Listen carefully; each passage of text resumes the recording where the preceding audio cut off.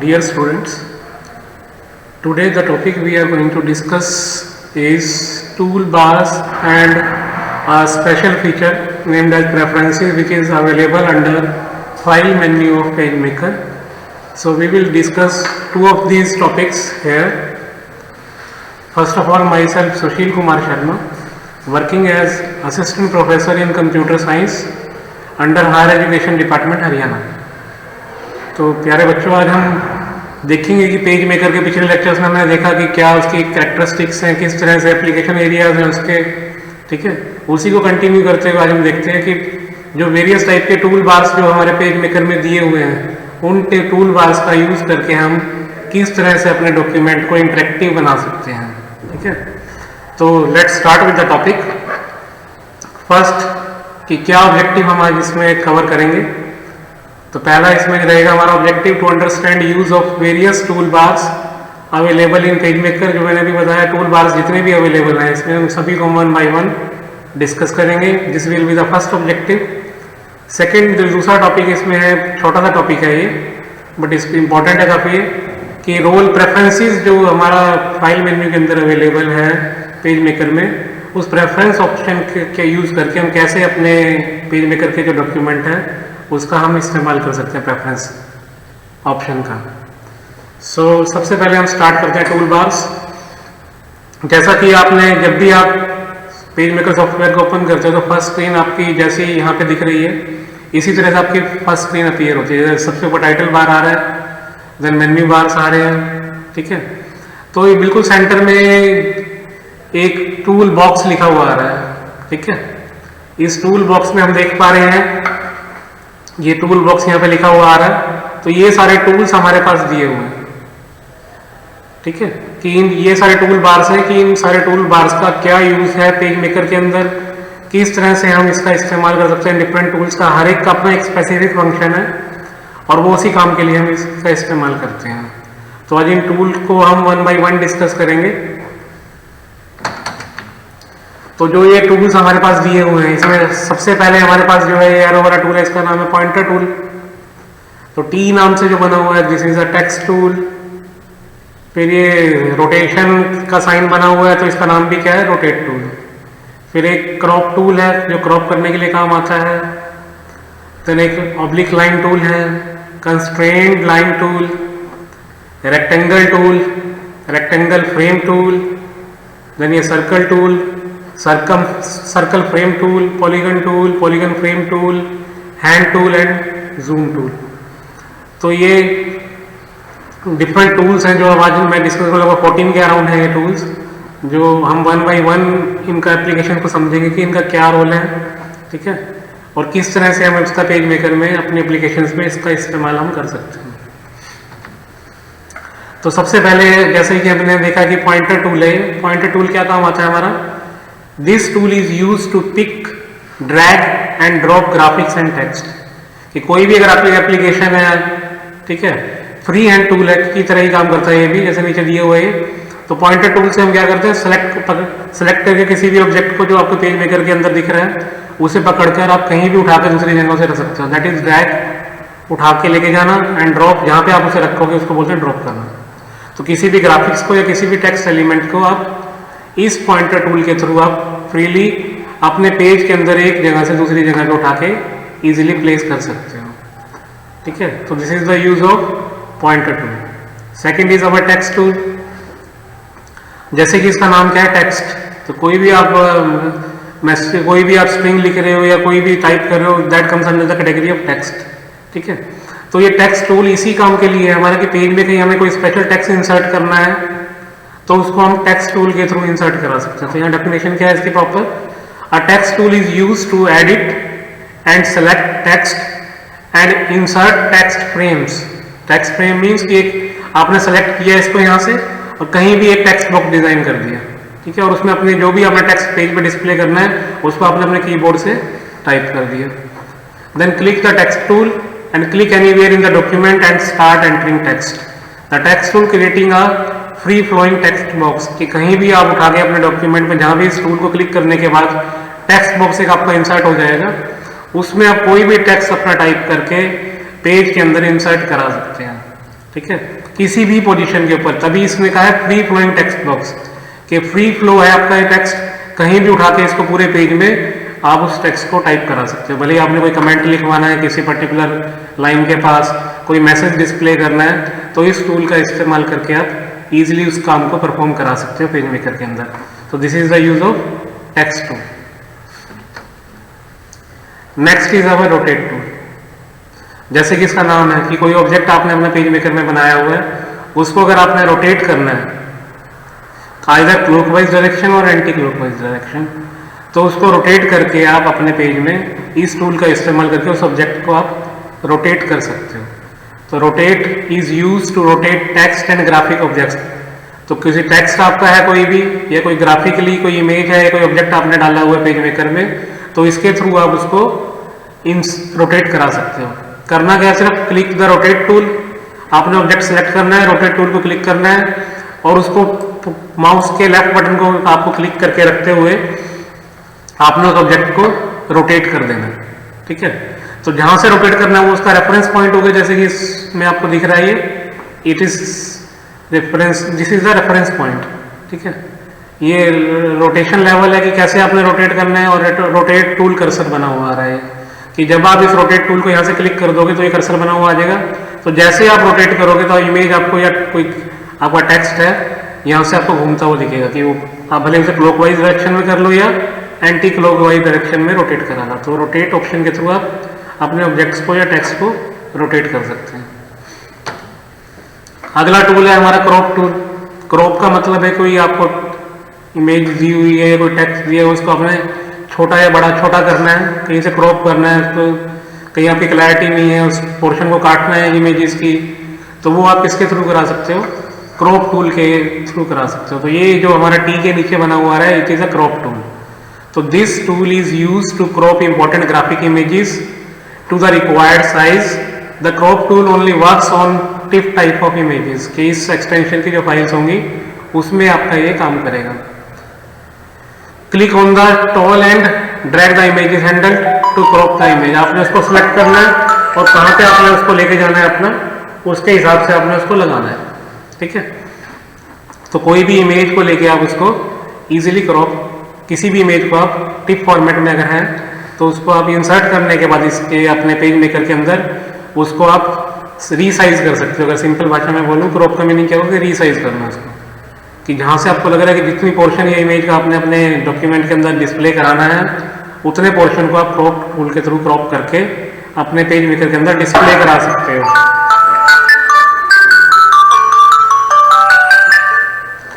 तो यहाँ पे दूसरा जो ऑप्शन है हमारे पास टूल बार्स के अंदर हमारा जो दिया हुआ that is oblique line tool.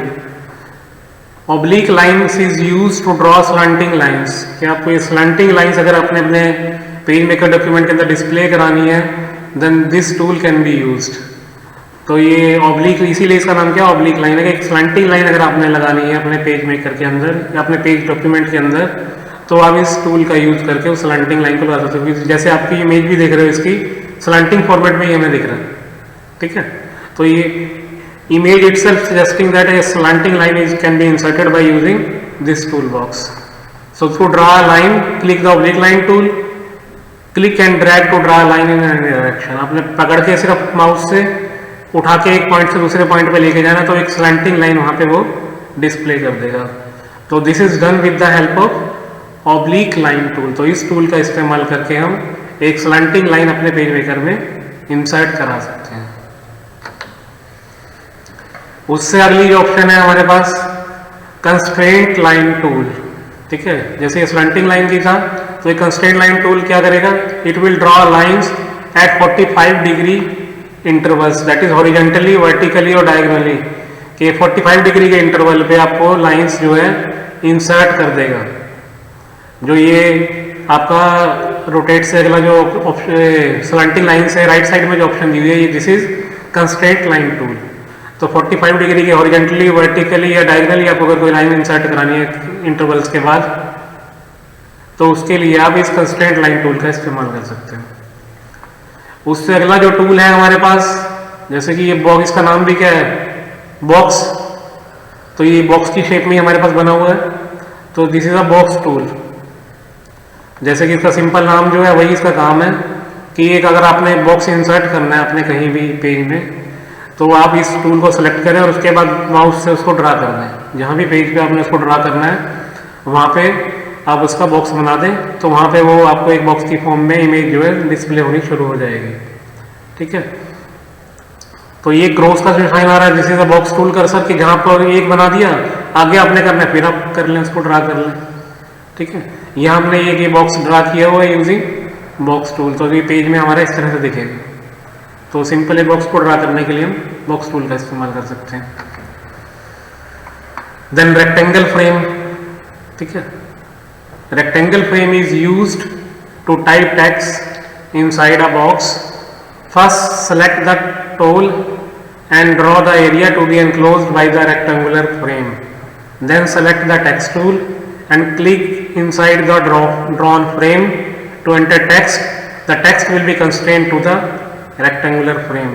जैसे कि इसका नाम है कि जैसे आप कोई फ्रेम वर्ड, हम जैसे कोई पिक्चर अगर आप अपने घर में कहीं वॉल पे लगा रहे हैं तो उसका जो बाहर वाला आउटर एरिया उसको हम फ्रेम बोलते हैं। तो सिमिलरली ये भी क्या है, एक रेक्टेंगुलर फ्रेम हमारे पास दिया है। इसमें इस एग्जांपल में हमने क्या कर रहे हैं कि एक फ्रेम हमने अपने पेज में लगाया और उस पेज में क्या इंसर्ट कर दिया हमने, बीच में टेक्स्ट बॉक्स हमने लगा दिया। ठीक है, तो वो उस टेक्स्ट बॉक्स के लिए एक फ्रेम का काम करेगा कि उससे बाहर वो जो भी टेक्स्ट आप टाइप करोगे उस रेक्टेंगुलर फ्रेम के अंदर ही हमें दिखेगा। तो जैसा यहाँ लिखा हुआ है कि draw the area to be enclose by the rectangular frame, then select the text tool. अपने टेक्स्ट टूल को सिलेक्ट करना है और उस फ्रेम के अंदर उसको ड्रा कर देना है और उसमें जो टेक्स्ट आपने टाइप करना है उसको आप टाइप कर दो and that text will be constraint to the rectangular frame. वो इस फ्रेम के अंदर ही हमें दिखेगा। ठीक है, तो this is rectangular frame tool कि इस टूल का यूज करके हम एक फ्रेम डिजाइन कर सकते हैं और उस फ्रेम के अंदर कोई भी चीज, हम कोई इमेज या किसी टेक्स्ट को हम डिस्प्ले करा सकते हैं। तो this is rectangle frame tool पर। अगला है हमारे पास सर्कल टूल। जैसा कि इसका नाम ही है कि कोई सर्कुलर या ओवल शेप आपने ड्रा करनी है अपने पेज के अंदर, then you can use a circle tool. तो जैसे ये बनाई हुआ है यहाँ पे दिख रहा है आपको, सर्कल ओवल की शेप में इस टूल बना हुआ आएगा, तो इसको आप इसके थ्रू डिजाइन करके बना सकते हैं। ठीक है, the circle tool is use to draw a circle और एलिप्टिकल ग्राफिक। एलिप्स की फॉर्म में दिख रहा है तो एलिप्टिकल शेप भी ड्रा कर सकते हैं। अगर इसको डायमीटर को बड़ा कर देंगे सर्कल की फॉर्म में आ जाएगा। To draw a circle or eclipse, select the tool, click and draw to draw a circle on the document। कि आप इस सर्कल पे क्लिक करेंगे, उसके बाद जहां भी आपको उसे ड्रॉ करना है इसको सेलेक्ट करने के बाद सेंटर पॉइंट लेके जहां पे भी आपने उसका शेप को ड्रॉ करना है उस पेज में करके उस डॉक्यूमेंट में आप इसको इंसर्ट कर दें, वहां पे वो आपको ओवल शेप या सर्कल बना हुआ दिख जाएगा। एलिप्स में एलिप्टिकल शेप अगर चाहिए तो एलिप्स की फॉर्म में अगर इसको छोटा रखेंगे, जितना आप फैलाएंगे इसको फिर वो एलिप्स की फॉर्म में दिखना शुरू हो जाएगा पेज के अंदर। तो सर्कुलर कोई भी चीज़ अगर आपने सर्कल की फॉर्म में अगर अपने डॉक्यूमेंट में इंसर्ट करनी है, एलिप्स की फॉर्म में इंसर्ट करनी है, then you can use a circle tool. उसके बाद हमारे पास ऑप्शन होती है सर्कुलर फ्रेम। जैसे रेक्टेंगुलर फ्रेम था, ये क्या है आपका फ्रेम का शेप क्या हो जाएगी सर्कुलर, पर्पज वही रहेगा इसका भी। तो circular frame is use to type text inside a circle और an oval. Use the circular frame tool to draw the frame and then click inside with the text tool to start entering text. The enter text will be constraint to the circular frame. जैसा हमारे वहां पे rectangular frame में सारा कुछ दिख रहा था हमें, अब हमें किसमें दिखेगा सारा वो, इस सर्कुलर फ्रेम के अंदर। ठीक है, तो आपने यहां से सेलेक्ट करना है सर्कुलर फ्रेम को, यहां ड्रॉ कर दिया, उसके बाद टेक्स्ट सेलेक्ट किया, टेक्स्ट को इसके अंदर क्लिक करा, एंटर करोगे तो ये सर्कुलर फॉर्म में आपको वो टेक्स्ट दिखेगा आपका। जब आप पेज पे अपना प्रिंट लोगे, हार्ड कॉपी लोगे या सॉफ्ट कॉपी में भी जब आप उसे देखोगे तो आपको वो टेक्स्ट किस तरह की शेप में डिस्प्ले होगा, सर्कुलर में। क्यों? क्योंकि वो उसके लिए हमने फ्रेम का स्टाइल क्या लिया हुआ है, सर्कुलर लिया हुआ है। अगर हमने रेक्टेंगल लिया हुआ था तो हमें रेक्टेंगल की फॉर्म में टेक्स्ट डिस्प्ले होगा कि उसकी आउटलाइन क्या है, रेक्टेंगुलर है। बट यहाँ पे अगर हमारी सर्कुलर है तो वो सर्कल की फॉर्म में हमारा डिस्प्ले करेगा। तो this is the use of circular frames के सब फ्रेम लिया, टेक्स्ट इंसर्ट किया और उसको हमने डिस्प्ले करा लिया। अगला टूल है हमारा पॉलीगन टूल। ठीक है, is used to draw a shape with more than 4 sides. You can modify the polygon by selecting elements and selecting all polygon settings. इसको आप सेलेक्ट करोगे तो आप 4 तक के हमारे क्या है सारे रेक्टेंगुलर में आ गए, उससे ऊपर का कोई भी साइज का अगर आपने स्ट्रक्चर डिफाइन करनी है then you can use a polygon tool. जैसे यहाँ पे हेक्सागन बना हुआ है विच इज हैविंग 6 साइड्स, तो this is placed here with the help of polygon tool. Polygon tool का इलाज सेलेक्ट करके हमने 6 पॉइंट लिए और उन 6 पॉइंट के साइज के अकॉर्डिंग अपने पॉलीगन जो है इस पे ड्रॉ कर दिया. ठीक है, तो किसी भी और तरह की शेप को अगर आपने डिस्प्ले करना है जिसके 4 से ज़्यादा साइड्स की शेप की हमारी रिक्वायरमेंट है पेज के अंदर, then this can be done using polygon tool. तो पॉलीगन टूल का इस्तेमाल करके हम उस तरह की शेप को डिस्प्ले करा सकते हैं. Then comes polygon frame tool. ठीक है, जैसे अभी हमने पीछे पढ़ा रेक्टेंगल है, सर्कल है, ऐसे ही हम पॉलीगन फ्रेम भी ले सकते हैं.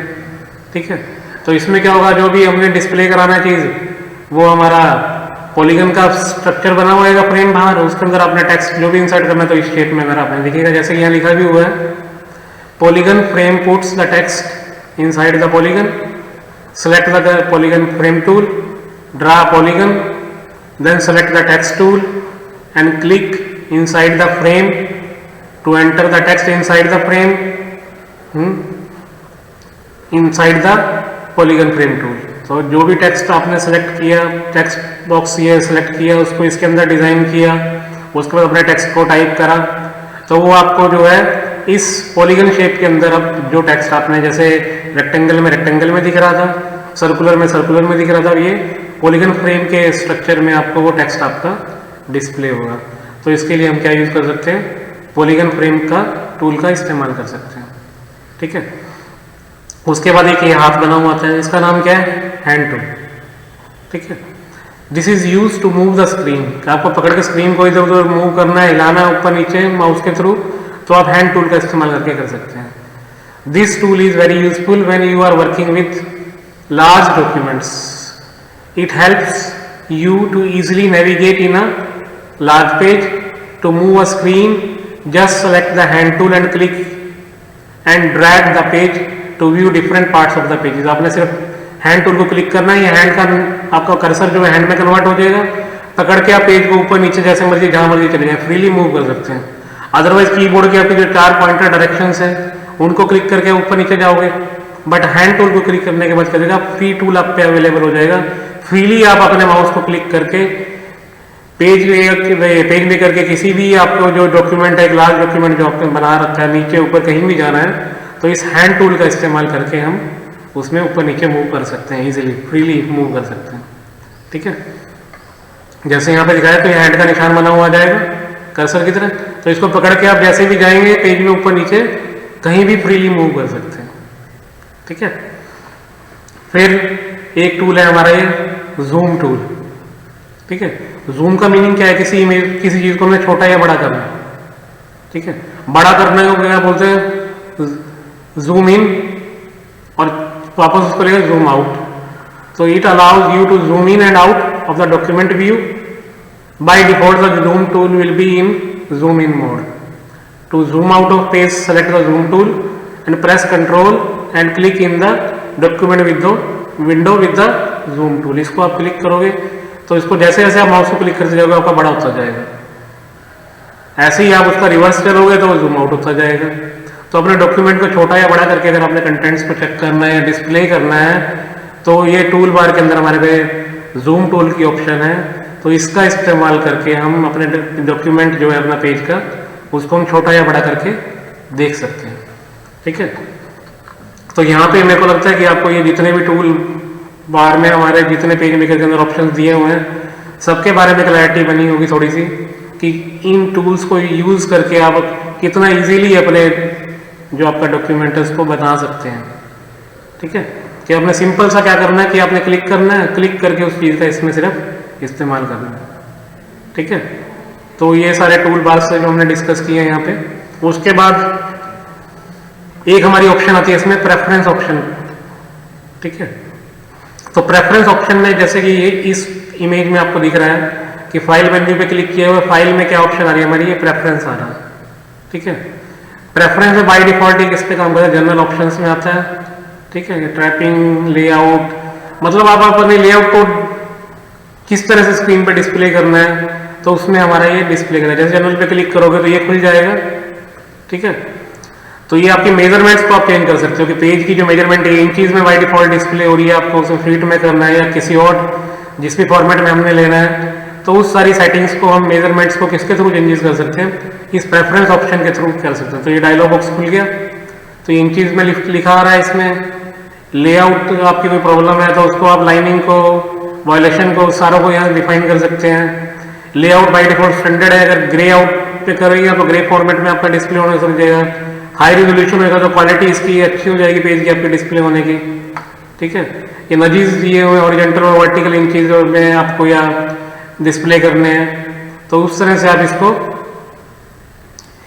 अपने प्रेफरेंसेस को सेट कर सकते हैं कि आपका जो ये पेज का लेआउट है पेज मेकर में, वो आपको किस तरह से आपको डिस्प्ले करना है। तो वो सारी सेटिंग्स हमारी किसके अंदर हो सकती हैं, प्रेफरेंस ऑप्शंस के अंदर ये सारी सेटिंग्स को हम कर सकते हैं, ठीक है।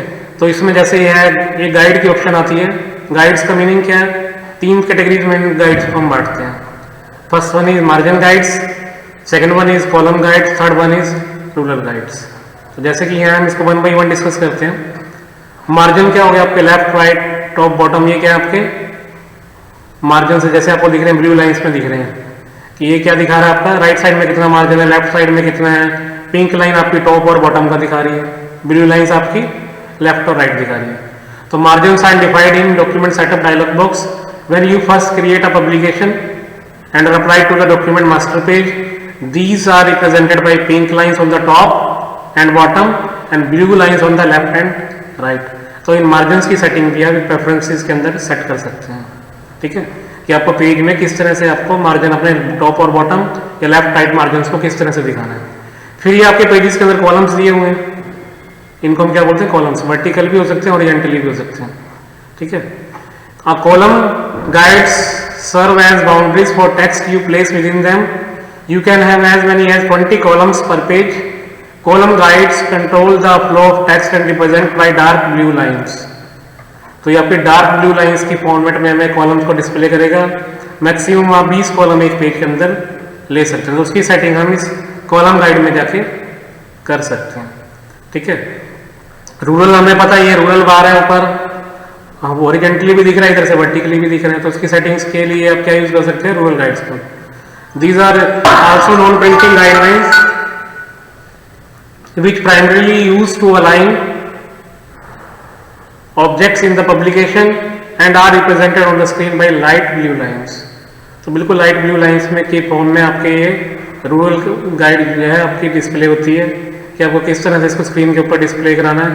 तो ये 3 तरह के गाइड्स ऑप्शन है, ठीक है, जिसमें आप डिफरेंट टाइप के मार्जिन भले आपके वो टॉप, बॉटम, लेफ्ट, राइट को विद इन कॉलम्स, ठीक है, या रूरल बार को किस तरह से आपने डिस्प्ले करना है, तो उस सारी सेटिंग्स को हम किस में कर सकते हैं, गाइड्स के अंदर कर सकते हैं, ठीक है। तो आज जो हमारे मेन टॉपिक थे हमने दोनों कवर करने की कोशिश की है। अब इसमें हम कुछ देखते हैं कि इंपॉर्टेंट क्वेश्चंस क्या बनता है हमारा। एक तो बेसिक ही है, जैसे right various tool box available in page maker. तो इसमें आपने क्या करना है, जितने भी हमारे टूल बॉक्स हैं ये वाले, ठीक है, लगभग ये 14 है, तो इन सारे टूल बॉक्स के बारे में छोटा सा एक डायग्राम बना दें आप, उसमें ये नाम लिख दें और थोड़ा थोड़ा जैसे मैंने बताया इनके बारे में थोड़ी थोड़ी डिस्क्रिप्शन आप दे दें, ठीक है। तो इसका आंसर आप इजीली जो है अच्छी तरह से रिप्रेजेंट करा सकते हैं। तो एक तो भी ब्रॉड क्वेश्चन हो सकता है, एक छोटा कैसे हो सकता है इसका कि कोई एक स्पेसिफिक टूल 2 या 4 टूल इसमें से आगे आ जाए कि इनका क्या पर्पज़ है, क्या रोल है, क्या सिग्निफिकेंस है, क्या इसका इस्तेमाल है, ठीक है। तो वो अलग से भी आपका ये क्वेश्चन इसमें इस तरह से भी पूछा जा सकता है, ठीक है। दूसरा ये जो हमने करा है अभी प्रेफरेंस ऑप्शन का क्या यूज है पेज मेकर के अंदर, तो ये भी प्रेफरेंस ऑप्शन की है कि आप लेआउट को चेंज कर सकते हैं, मार्जिन की सेटिंग कर सकते हैं, ठीक है। आपको पेज अपना किस तरह से दिखाना है, साइज उसका किस तरह से डिस्प्ले करना है, तो वो सारी सेटिंग्स आपकी इस प्रेफरेंस ऑप्शन के अंदर आती है। तो मेरे को लगता है कि आप इस क्वेश्चन को भी अभी जो हमने 2 पेज जो इसके लिए किए हैं प्रेफरेंस ऑप्शन, इसमें क्या क्या कहाँ कौन से ऑप्शन मेन्यू के अंदर आती है, फिर क्या डायलॉग बॉक्स खुलता है, गाइड्स की जो डिफरेंट 3 तरह के गाइड्स हैं इसमें हम किस तरह से इनकी सेटिंग कर सकते हैं, तो इन सबको आपने इस प्रेफरेंस ऑप्शन के अंदर हमें बताना। तो मुझे लगता है कि आज आपको क्लियर हुआ होगा कि टूल बार्स का क्या रोल है, क्या इनका सिग्निफिकेंस है, कितने अच्छे तरीके से आप अपने डॉक्यूमेंट को और इंटरेक्टिव या अट्रैक्टिव बना सकते हैं। तो ये कुछ रेफरेंसेस हैं जहाँ से इस टॉपिक को कवर करने की मैंने कोशिश की है। तो होपफुली आप सभी को आज ये इन्फॉर्मेटिव लगा हुआ लेक्चर, सीखने को मिला हुआ कि क्या टूल बार्स है, क्या उनका रोल है, किस तरह से हम उसका इस्तेमाल करते हैं। तो थैंक यू सो मच।